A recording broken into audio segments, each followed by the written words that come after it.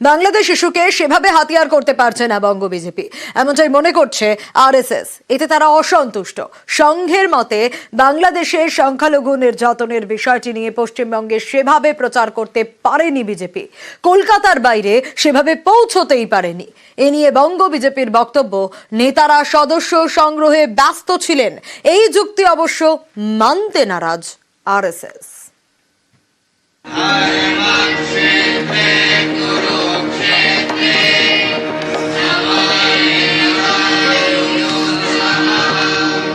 কেউ করছেন গীতা পাঠ, কেউ কলকাতার সভায়, কেউ নেমেছেন জেলায়।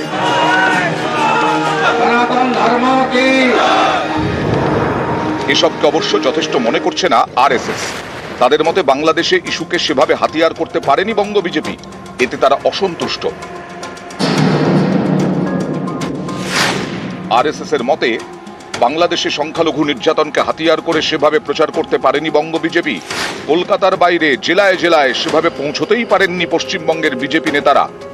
এই ইস্যু নিয়ে পশ্চিমবঙ্গের প্রত্যন্ত এলাকায় সংগঠন বাড়ানো যেত, কিন্তু তৃণমূল স্তরে পৌঁছতেই পারেনি বঙ্গ বিজেপি। গেরুয়া শিবিরের অনেকেই মনে করেন বাংলাদেশ ইস্যুতে মেরুকরণ অস্ত্রে শান দেওয়া জরুরি, তাতে 26-এর বিধানসভা ভোটে ডিভিডেন্ড পেতে পারে বিজেপি। বাংলাদেশে সংখ্যালঘুদের ওপর অত্যাচারের প্রতিবাদে অনেক সংগঠনই পথে নেমেছে। কিছুদিন আগে কলকাতায় মিছিল করে নগেন্দ্র মঠ ও মিশন, তাতে দেখা গেছে কুণাল ঘোষকে। বিজেপিরও একাধিক নেতাকে বিভিন্ন সংগঠনের কর্মসূচিতে দেখা গিয়েছে, কিন্তু কোমর বেঁধে নামতে দেখা যায়নি। বিজেপির বঙ্গ ব্রিগেডের যুক্তি, নেতারা সদস্য সংগ্রহ অভিযানে ব্যস্ত থাকায় বাংলাদেশ ইস্যুতে সেভাবে ময়দানে নামা যায়নি। এই যুক্তি অবশ্য মানতে নারাজ সংঘ। তাদের পাল্টা যুক্তি, সদস্য সংগ্রহ অভিযানে গিয়েও বাংলাদেশ ইস্যু নিয়ে প্রচার করা যেত, তাতে দলের সদস্য সংখ্যা বাড়ত, সংগঠনও মজবুত হতো, আবার একই সঙ্গে মেরুকরণ অস্ত্রেও শান দেওয়া যেত। কিন্তু তেমন কিছুই হয়নি। এদিকে 1 কোটি সদস্য সংগ্রহের টার্গেট থেকে অনেক আগেই থামতে হয়েছে বঙ্গ বিজেপিকে। এই পরিস্থিতিতে আগামী জানুয়ারিতে রাজ্যে আসছেন সংঘ প্রধান মোহন ভাগবত। তার আগে বঙ্গ বিজেপির জন্য রাজ্য জুড়ে কর্মসূচি ঠিক করে দিয়েছে আরএসএস। যেমন রাজ্যে বিজেপির 47টি সাংগঠনিক জেলায় বাংলাদেশ ইস্যুতে মিছিল সভা করতে হবে। প্রয়োজনে এই সব কর্মসূচিতে সাধুদের ডাকতে হবে। কোনো কর্মসূচি বিজেপির ব্যানারে হবে না। কোনো হিন্দু সংগঠনের নামে মিছিল মিটিং হবে, তবে প্রতিটি কর্মসূচির মুখ হিসেবে থাকবেন বিজেপি নেতারা। আরএসএস এর লোকেদের অধিকার আছে আমাদেরকে বলার, তাদের যেটা বলা সেটা বলবেন। ভারতীয় জনতা পার্টি খালি এককভাবে নয়, সামাজিকভাবে সবার সঙ্গে আন্দোলন করছে। আমরা সমাজের সঙ্গে আছি, বৃহত্তর হিন্দু সমাজ, ভারতীয় সমাজের সঙ্গে আছি, তাদের নিয়ে আন্দোলন। কিন্তু অনেকেরই প্রশ্ন, বাংলাদেশ ইস্যু তো কূটনৈতিক বিষয়, ভারত বাংলাদেশ দ্বিপাক্ষিক সম্পর্ক জড়িয়ে এবং অবশ্যই দেশের নিরাপত্তাও জড়িয়ে। এরকম বিষয়কে রাজনীতির অস্ত্র করা কি ঠিক? I don't think that the foreign policy intellectual world should really get overly influenced by the political side. Leave politicians to do what politicians do. It's not anybody's contention that everything in the past was wrong. And therefore it should not be anybody's contention that everything was right and therefore immutable. I think there is a reality out there. We need to have a balanced view of that reality. অনেকে এও বলছেন বাংলাদেশে সংখ্যালঘুদের উপর আক্রমণের প্রতিবাদ অবশ্যই হোক, কিন্তু সেই প্রতিবাদ কি ভোট রাজনীতি মাথায় রেখে করা উচিত?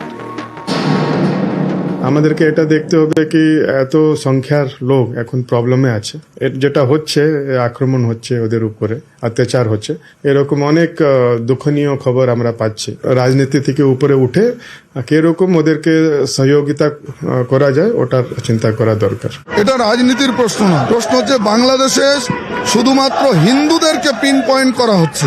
সমস্ত রাজনৈতিক মতবাদ ভুলে দিনের শেষে আমি হিন্দু, এখানে প্রশ্ন আমার অস্তিত্ব রক্ষার, সেখানে কোনো রাজনৈতিক মতবাদ বৃহৎ স্বার্থে সমস্ত হিন্দুকে এক হতে হবে। এই প্রতিবাদ স্বতঃস্ফূর্ত প্রতিবাদে কিছু বিজেপি নেতা মনে করেছেন তার সেখানে যাওয়া উচিত বলে তিনি গেছেন, তার অন্তরাত্মার ডাকে। কিন্তু বিজেপি কোনো জায়গায় প্রতিবাদ অর্গানাইজ করেনি। আমি চাই এই প্রতিবাদটা দলমত নির্বিশেষে প্রত্যেকটি পশ্চিমবঙ্গের হিন্দু বাঙালি করুক। বাংলাদেশে সংখ্যালঘু সম্প্রদায়ের উপর হামলার অভিযোগ এবং যা নিয়ে আন্তর্জাতিক এবং জাতীয় স্তরে কার্যত আলোড়ন পড়ে গিয়েছে, তা যে রাজনীতির অঙ্গ হতে পারে এটাই বিজেপিকে মনে করিয়ে দিতে চাইছে আরএসএস। কিন্তু বর্তমান রাজনৈতিক প্রেক্ষাপটে স্থানীয় স্তরে আগামী দিনে সেই ইস্যু নিয়ে কোনো জটিল অবস্থার সৃষ্টি হতে পারে কিনা তা নিয়েও থাকছে প্রশ্ন। ক্যামেরায় গোপালের সঙ্গে সুস্মিতা, নিউজ 18 বাংলা, কলকাতা।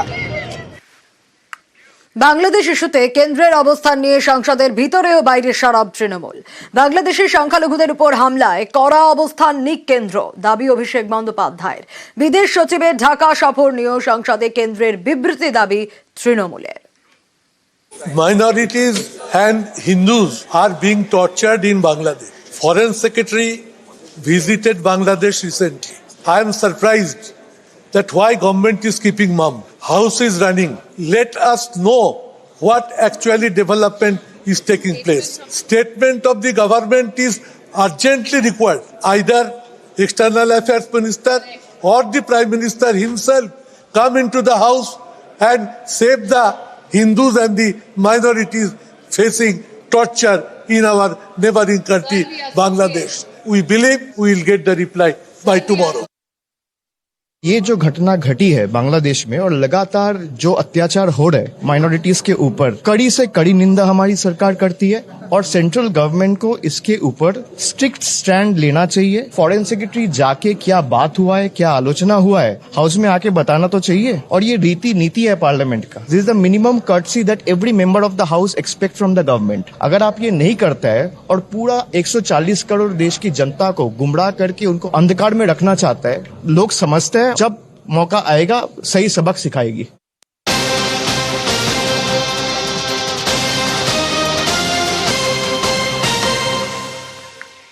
আর এই মুহূর্তে নজর রাখতে হচ্ছে বাংলাদেশে আটক মৎস্যজীবীদের ফেরানোর তৎপরতা। মুখ্যমন্ত্রীর উদ্যোগে এই মৎস্যজীবীদের ফেরানোর চেষ্টা। মৎস্যজীবীদের মুক্তির জন্য কেন্দ্রকে চিঠি মুখ্যমন্ত্রীর। আরো বিস্তারিত এই বিষয়ে জানাতে পারবে বিশ্বজিৎ হালদার রয়েছে আমার সঙ্গে। বিশ্বজিৎ, রাজ্যের কতজন মৎস্যজীবী ইতিমধ্যেই আটকে রয়েছে, কি ব্যবস্থা নেওয়া হচ্ছে? হ্যাঁ দেখো, এই মুহূর্তে 6টি ভারতীয় ট্রলার এবং 95 জন ভারতীয় যে মৎস্যজীবী তারা কিন্তু গত 2 মাস ধরে তারা বাংলাদেশে কিন্তু আটক রয়েছেন। যেটা গত 2 মাস আগে যে ভারতীয় যে মৎস্যজীবীরা এখান থেকে কাকদ্বীপ থেকে রওনা দিয়েছিল, তারা কোনো ক্রমে বাংলাদেশি জলসীমানায় ঢুকে পড়ে এবং তাদেরকে বাংলাদেশি যারা বর্ডার গার্ড থাকে তারা কিন্তু আটক করে এবং তারা এই মুহূর্তে বাংলাদেশের জেলে বন্দী রয়েছেন। এবং এই পরিস্থিতিতে কিন্তু রাজ্য সরকারের তরফ থেকে কেন্দ্রকে পাশাপাশি যে বিধায়ক রয়েছেন তিনি তাকে কিন্তু মুখ্যমন্ত্রীর দপ্তর থেকে ফোন করা হয় এবং তাকে পরিষ্কার করে বলে দেওয়া হয় যে মৎস্যজীবীদের পরিবারগুলো কেমন রয়েছে এবং তাদেরকে যে মৎস্যজীবী বাংলাদেশে আটক রয়েছে তাদেরকে খুব তাড়াতাড়ি শীঘ্রই ছাড়া হবে, এমনটাই কিন্তু তাকে ফোন করে জানানো হয়। এবং স্বাভাবিকভাবে এই খবর পাওয়ার পর মৎস্যজীবী যারা যে পরিবারগুলি রয়েছে তারা কিন্তু কিছুটা হলেও আশার আলো দেখছে। তারা কিন্তু ধন্যবাদ জানিয়েছেন মুখ্যমন্ত্রীকে। তারা চাইছেন যে যতটা দ্রুত সম্ভব তাদের যে পরিবারের যে কর্তারা তাদেরকে ফেরানো হোক, এমনটাই কিন্তু তারা চাইছে এবং সেই কারণে মুখ্যমন্ত্রী কিন্তু বারবার তারা কিন্তু ধন্যবাদ জ্ঞাপন করেছে। বেশ,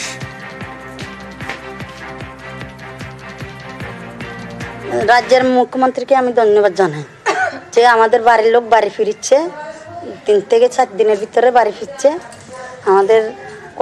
আমরা কত খুশি, কত আনন্দ।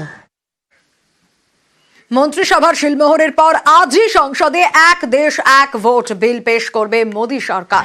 ইতিমধ্যেই সাংসদদের উপস্থিতি নিয়েই হুইপ জারি করেছে বিজেপি। আজ লোকসভা অধিবেশনের দ্বিতীয়ার্ধে এক দেশ এক ভোট বিল পেশ করবেন কেন্দ্রীয় আইনমন্ত্রী অর্জুন রাম মেঘওয়াল। ইতিমধ্যে এক দেশ এক ভোটের বিরোধিতায় সরব হয়েছেন তৃণমূল নেত্রী মমতা বন্দ্যোপাধ্যায়। কদিন আগেই তিনি এক স্যান্ডেলে লেখেন, বিশেষজ্ঞ বিরোধীদের মতামত উপেক্ষা করে অসাংবিধানিক যুক্তরাষ্ট্রীয় কাঠামো বিরোধী এক দেশ এক ভোট বিল চাপিয়ে দেওয়া হচ্ছে। দেশের গণতন্ত্র ধ্বংস করতে কোনো রকম ভাবনা চিন্তা ছাড়াই শাসকের চাপিয়ে দেওয়ার মনোভাব। তৃণমূল সাংসদরা এই বিলের সর্বাত্মক বিরোধিতা করবে। গণতন্ত্র রক্ষার লড়াই চলবে। দিল্লির একনায়কতন্ত্রের কাছে বাংলা কখনোই মাথা নত করবে না।